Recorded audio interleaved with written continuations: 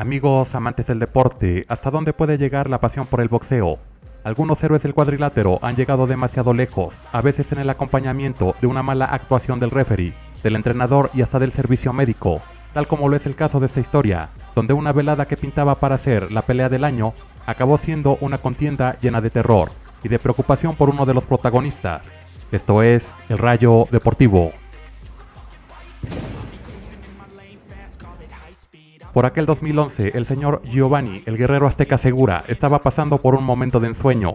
Llevaba una excelente racha en la división de los mini mosca, siendo campeón del mundo por la Asociación Mundial del Boxeo. Y lo más importante, después de haber derrotado en 2 ocasiones por nocaut al legendario boricua Iván Iron Boy Calderón, así unificando también el cinturón de la OMB. Esta última hazaña colocaba al nacido en Altamirano Guerrero momentáneamente en el mejor libra por libra de nuestro país y uno de los mejores 10 del mundo. El peleador tricolor se sentía bastante seguro en dar el siguiente paso, migrar a la categoría de los mosca para retar a uno de los más letales verdugos de mexicanos en la historia, un rival de temer. El señor Brian Viloria en sus mejores años tenía una pegada, con la que más de uno jurábamos que podía noquear a una vaca. Quienes conocían a este señor sabían del reto al que el mexicano se estaba enfrentando. La velada se llevó a cabo en Manila, Filipinas, el 11 de diciembre de 2011. Brian Viloria era estadounidense de nacimiento, pero en sus venas corría sangre tagala.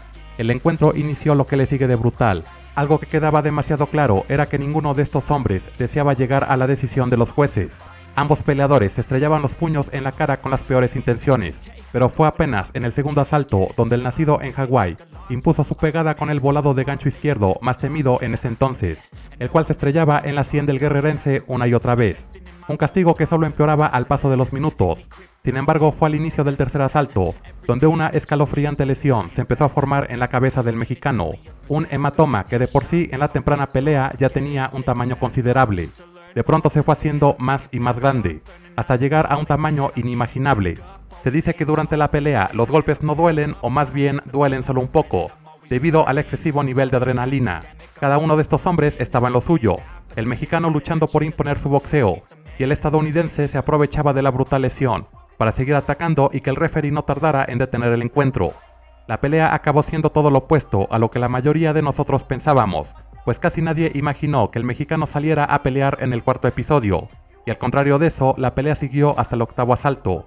¿De quién fue la culpa que un combate que a fuerza debía detenerse simplemente prosiguiera, poniendo en un visible riesgo la vida del ídolo de Guerrero? Yo diría que de todos, del referee, de la esquina, del médico.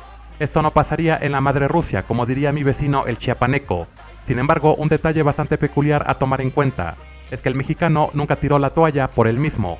El guerrero azteca siguió sin importar, incluso que dejó de ver totalmente por el ojo derecho, ya que una vez más, la inflamación llegó hasta ahí. El mexicano continuó a pesar del infierno que vivía.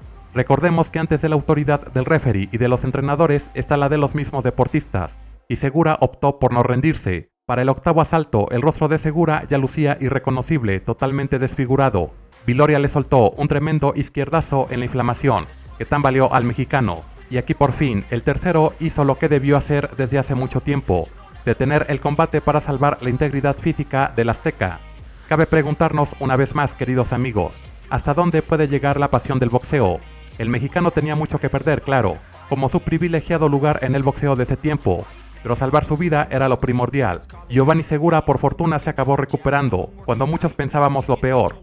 14 meses después fue su regreso en el ring para ser superado por Edgar Sosa, y finalmente logró brillar en un par de combates, ante el boricua Jonathan La Bomba González y el sonorense Hernán El Tyson Márquez, antes de llegar el combate donde fue superado por el Gallo Estrada. Me encantaría leer sus comentarios, queridos amigos, te invito a suscribirte y agradezco tu visita. Esto fue El Rayo Deportivo.